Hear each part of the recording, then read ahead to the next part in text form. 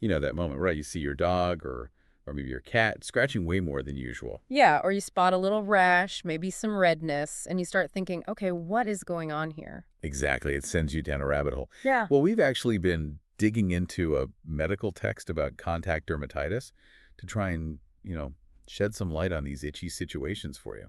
It's pretty interesting because what looks like just skin irritation can actually be one of two main things. We're going to explore those today.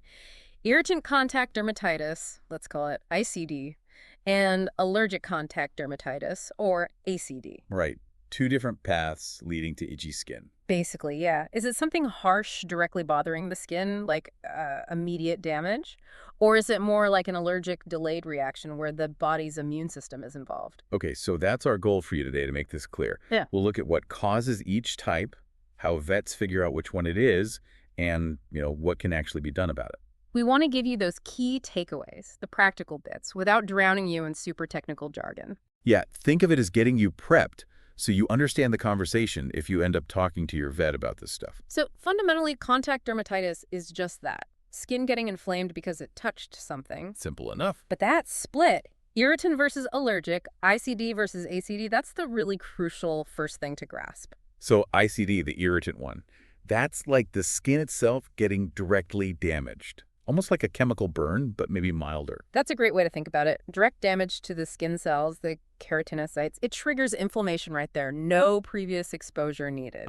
Okay. But ACD, allergic, that's different. That's the immune system freaking out a bit. Exactly. It's what we call a type IV hypersensitivity reaction. It's delayed. hmm The body has to be sensitized. First, it has to learn to recognize this substance, this happened. So the first contact teaches the body. Teaches the body to see it as an enemy. Then, when it encounters it again, the immune system goes, ah, there it is, and launches an inflammatory response with specific cells and chemicals. Gotcha. And you mentioned sometimes it's hard to tell them apart. Yeah, the signs can look pretty similar sometimes, so the distinction can get a bit blurry in practice. Okay, let's focus on ICD first, the irritant type. You said direct damage. Right. The substance itself harms the skin cells, causing inflammation. Yeah. Importantly, it can happen on the very first exposure. Any pet can get this. Any age. Pretty much. Any dog or cat, if the substance is irritating enough and the contact is sufficient, age isn't really a barrier here. And how fast does it show up? Usually quite quickly, often within, say, 24 hours of the contact. And where would you see it? Logically, right where the contact happens. So often on skin with less hair, we call that glabrous skin. Think belly, groin, maybe the armpits, paws. Makes sense. Those are the parts touching the ground or, whatever it is. Exactly. And actually, a thick hair coat can be quite protective against these irritants. What are the signs we'd look for? Redness. Yeah, you typically see redness, what we call erythema, maybe small bumps, papules. These might get crusty later on. Can be, yeah. You might see scratch marks, excoriations. But blisters, proper vesicles, they're actually pretty uncommon with ICD. Okay.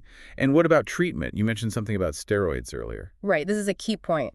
Corticosteroids, those common anti-inflammatory meds, often aren't very helpful for pure ICD. Really? Why is that?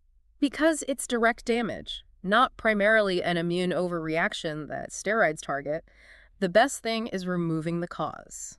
If you do that, It usually resolves pretty quickly, often within a day or two once the irritant is gone. that's good news. So what kind of common things are these irritants? Oh, lots of household stuff. Soaps, detergents, especially if not rinsed well, floor waxes, cleaners, Uh-huh. even things like rough concrete or sometimes, ironically, ingredients in certain topical medications meant to help the skin. Wow. Okay, so you have to be a bit of a detective. Definitely. Think about anything new the pet might have laid on, walked through, or had put on their skin. All right, let's switch over to ACD then, the allergic type. This is the immune system one. Correct. The delayed hypersensitivity. Remember, step one is sensitization. The first exposure primes the immune system. Langerhans cells in the skin pick up the allergen. Okay. They process it, present it to T lymphocytes. Basically, the body learns to recognize this specific thing. No reaction yet. Just learning, like making a wanted poster, you said. Exactly like that. Then, on re-exposure, could be the second time, could be the 100th time, those sensitized T cells recognize the allergen. And then the reaction happens. Yes. Yeah. They release inflammatory substances, cytokines like TNF-alpha, IFN-gamma, and that's what causes the redness, the bumps, the itch. Okay. Who gets ACD more often? It's generally considered more common in dogs than cats, and it's usually not seen in very young animals. Why not young ones? Because that sensitization process takes time. It usually requires months, sometimes even years of exposure before the allergy develops. Ah, okay. And cats. True, ACD is thought to be really quite rare in cats. The main exception seems to be reactions to certain flea product ingredients like D-lemma. Were some dog breeds more likely to get it? There's some evidence for that, yes. Breeds like German Shepherds, Poodles, some terriers like Westies and Scotties, Fox Terriers, and also Labs and Golden Retrievers seem to show up more frequently. And the signs on the skin, are they different from ICD? They can start similarly, the redness, the papules, crusts, scratch marks. But with ACD, especially if it's chronic, meaning ongoing, Yeah. you might also see the skin thickening, getting leathery, that's lichenification, and it might darken hyperpigmentation. And the itch. Often quite intense with ACD. Moderate to severe itching or pruritus is a hallmark. Okay, that's a clue. Any other clues?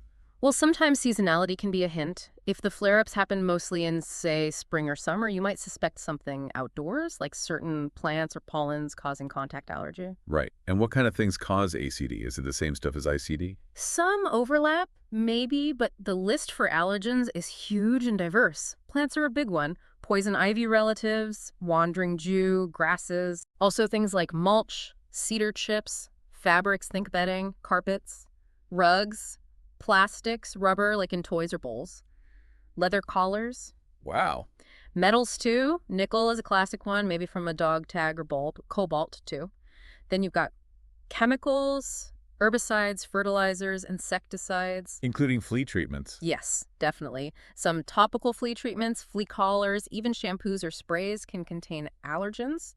And again, ingredients in topical medications like the antibiotic neomycin can cause ACD in some pets. So if it's a spot-on flea treatment, the reaction would likely be. Right where you applied it, typically, maybe on the back of the neck or shoulders. But a shampoo could cause it everywhere. Exactly. If the allergen is in something applied all over it, like a shampoo or dip or spray, then you'd expect a more generalized reaction pattern. And unlike ICD, steroids do help here. Yes, corticosteroids often provide significant relief from the inflammation and itching of ACD because they suppress that immune reaction. But if the pet is still being exposed to the allergen, the itch and rash will likely come right back when the steroids are stopped or tapered down. And allergy shots. Yeah. Like they use for hay fever. Unfortunately, no. Hyposensitization or allergy shots, which target different immune mechanisms, are generally not considered effective for ACD. Okay.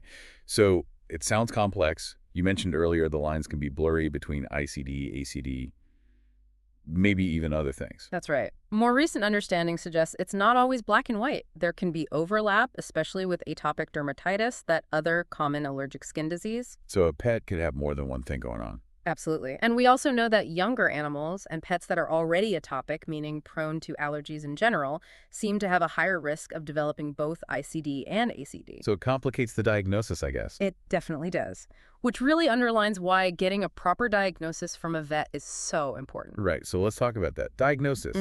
If you bring your itchy pet in, what's the process? Well, first, the vet needs to consider all the possibilities. What else could cause these signs? Like what? Oh, a whole list. Allotopy, as we mentioned, food allergies, maybe a drug reaction to something taken internally, insect bites or stings, skin infections, bacterial or yeast, parasites like mites. Lots of things can cause red, itchy skin. So ruling things out is step one. Exactly. A good history is vital. When did it start? Any changes in food, environment, medications, flea control, and a thorough physical exam looking closely at where the lesions are. Are there specific tests, then, to nail down ACD or ICD? For suspected ACD, the gold standard, though not always practical, is closed patch testing.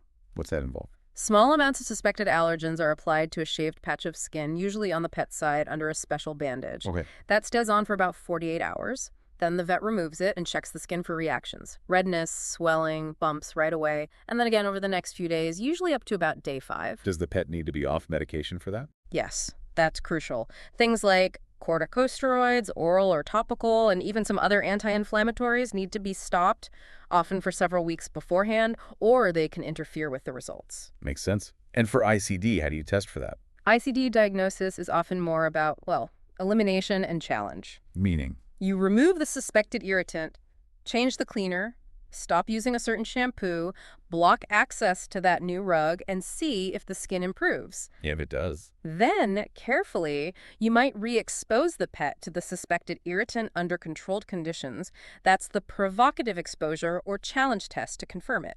Is there an equivalent to the patch test for irritants? There's something called an open patch test that's sometimes used. You apply the suspected substance, maybe to the inside of the ear flap where there's less hair, leave it open to the air, and check daily for about 5 days for any irritation. What about a skin biopsy? Taking a little piece of skin. A biopsy can be helpful, yes. It might not give you the exact cause, but the pattern of inflammation under the microscope can provide supportive evidence suggesting either ICD or ACD and help rule out other diseases too. Okay, so let's say the vet has a diagnosis, or at least a strong suspicion. What's the treatment plan look like? Number one, absolutely top priority for both conditions. Identify and eliminate the cause. Find that trigger and get rid of it. Exactly. If it's an irritant cleaner, switch brands. If it's an allergic reaction to a plant, keep the pet away from that area. If it's a food bowl, change to ceramic or stainless steel. Avoidance is key. Makes sense. What else can help while you're figuring that out, or if avoidance is tricky? Supportive care is important. Bathing with a gentle, hypoallergenic, maybe oatmeal-based shampoo can help soothe the skin and physically wash off surface irritants or allergens. Okay. Sometimes creating a physical barrier helps, like putting little socks or booties on their paws if they're reacting to something they walk on, or even a lightweight t-shirt or bodysuit if the problem is on their trunk. Like a little doggy onesie. Pretty much. And obviously, limiting their access to environments where the trigger might be present is crucial. What about medications for the symptoms? The itch, the inflammation? Meds definitely have a role, especially for ACD or severe ICD. Systemic corticosteroids, like prednisolone pills, are often used short-term to get the inflammation and itch under control quickly. How long would they be on those? Typically, the vet starts with the higher dose for maybe 5-7 days, then tapers it down over a couple of weeks, aiming for the lowest effective dose or stopping, if possible, once the trigger is gone. Can you use creams too? Absolutely. For localized spots, topical corticosteroids, creams, sprays, ointments can work really well and have fewer body-wide side effects. Are there other medication options besides steroids? Yes. For some cases, particularly maybe chronic ACD, a drug called pentoxifylline is sometimes used. It has some anti-inflammatory effects. Any downsides? It can sometimes cause stomach upset, and you need to be careful about interactions with other drugs, so it's definitely one to discuss carefully with your vet regarding risks and benefits. Okay. Anything else? For managing ACD long-term, especially if the allergen can't be perfectly avoided, another immunosuppressive drug called cyclosporin can be very effective. Like the anti-rejection drug? Same class, yes. Yeah. It targets those T cells involved in the allergic reaction. It's often given daily initially, then maybe tapered to every other day or less for maintenance. Got it. So looking ahead, what's the typical course for these conditions? Prognosis. Well, for ICD, the irritant kind, it's usually acute. Quick onset after contact, like we said, within maybe 24 hours. And quick recovery. Generally, yes. Once you remove the irritant, the skin often heals rapidly, maybe in just a couple of days. Prognosis is excellent if the irritant is identified and removed. And ACD. ACD is slower to develop initially, needing that sensitization phase. Once sensitized, reactions to re-exposure usually take longer to appear, maybe 1 to 5 days, but then they can last much longer, sometimes for weeks, even after the allergen is gone. And the outlook. The prognosis for ACD is good if you can pinpoint the allergen and completely avoid it. If the allergen can't be found, or avoidance isn't practical, then it can be frustrating. It might require lifelong management with medications or barrier protection to keep the symptoms under control. So finding that trigger really is everything, especially for ACD. It truly is the most critical piece of the puzzle for long-term success. Okay, so let's try and wrap this up for you listening. The big takeaway seems to be remembering that difference. ICD is that direct, immediate irritation. Like touching something harsh. Whereas ACD is that delayed immune system reaction that needs prior exposure. Right. Pay attention to where the problem is on your pet. Does it match where they touch things? And really rack your brain anything new in their world recently. New food, new treats, new bed, new cleaning products, new places they walk. Absolutely. And while this deep dive gives you a good handle on the concepts, it's no substitute for your vet. They need to put all the pieces together, the history, the exam, maybe tests to get the right diagnosis, and the best treatment plan, specifically for your pet. couldn't agree more. And maybe just a final thought to leave you with. Thinking about our own homes and yards and just the sheer amount of stuff our pets encounter. Yeah. What small steps could you maybe take this week? Just to be a little more aware? Maybe read the ingredients on that new floor cleaner? Or check what plants are actually in that patch of garden your dog loves to sniff around in. That's a really practical takeaway. Just increasing that awareness could potentially head off a problem before it even starts. Good thought.